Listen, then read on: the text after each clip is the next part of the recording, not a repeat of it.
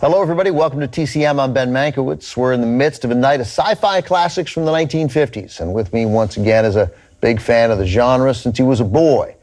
As a grown man, he created The Walking Dead on television and wrote and directed two of the finest prison movies ever made, Shawshank Redemption and The Green Mile. Frank Darabont, thanks again for being here. Thank you, Ben. Thanks for having me. So why is Forbidden Planet so important?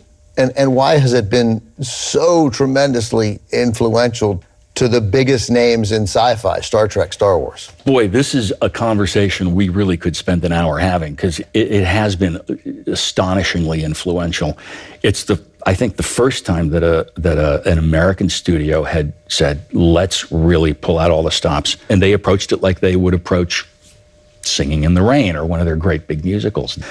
And that in itself was amazing. But where it becomes incredibly influential is if you look at Star Trek, for example, the original Star Trek, Gene Roddenberry's, and taking nothing away from what Roddenberry created, because it's still a very potent, incredibly beloved thing. He was very influenced by Forbidden Planet. I mean, you have the spaceship, the C-57D, traversing the galaxy with a very Captain Kirk-like commander and a somewhat paramilitary, though very benevolent group of you know, they're like Navy guys on a Navy ship in space. Right, out to do good. Out to do good and out to make sure that the colonists are okay. That's right. Yeah, their sole mission is to rescue survivors. Right? That's exactly right. And you just see the influence of this. The captain is the guy who goes and does the stuff. He's always with his first officer and the doctor. Right, right. How familiar does that sound? Right, you know, right. From the clothing to the ray guns to this, that, and the other, and even the archways. You know, the shape of the archways in the Krell lab you'll see that all in Star Trek. And given how much Star Trek has influenced everything that came back. You know, I love this sort of cinematic archaeology where you go, okay, but what was the antecedent to that? Right.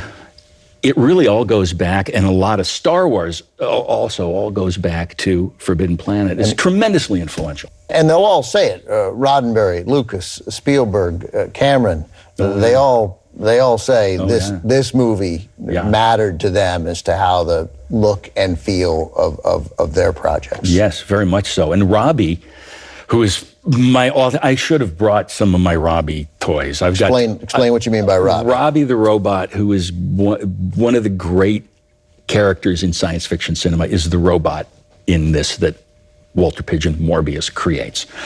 And he's a delight. He looks like a 1950s cross between a refrigerator and a jukebox. And he's got this very dry delivery, and he's sort of a butler. And you'll see Robbie's personality trickle into C-3PO in Star Wars. Yeah, and R2-D2 both. And R2-D2. Yeah. Although the look of 3PO was actually very much owes a debt to Metropolis, to Maria, the robot in Metropolis. Right. Yeah. So it's like George took those two ideas and came up with C-3PO.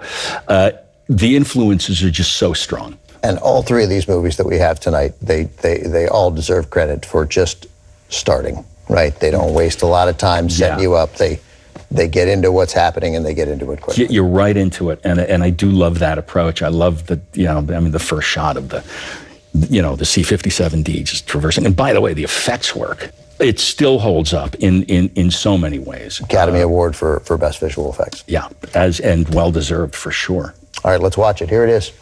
From 1956, we've barely mentioned the cast, starring Walter Pidgeon, Anne Francis, and Leslie Nielsen in a serious role, Forbidden Planet. I'm back once again with writer-director Frank Darabont to discuss Forbidden Planet.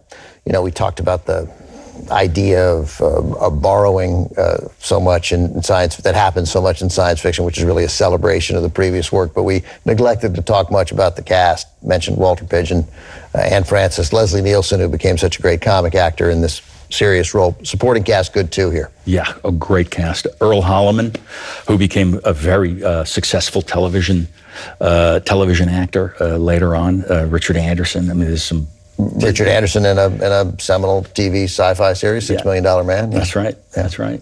And Stanley Kubrick's Paths of Glory, too, for Richard Anderson. Oh my gosh, you're right. You're right.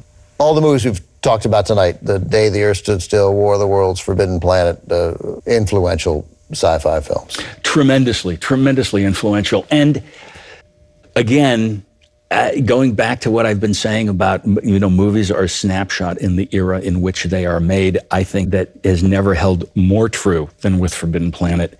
It's set 200 years in the future, but if you want to know what the mindset of the 1950s was, particularly in terms of gender roles and gender dynamics, this thing is more Mad Men than Mad Men was.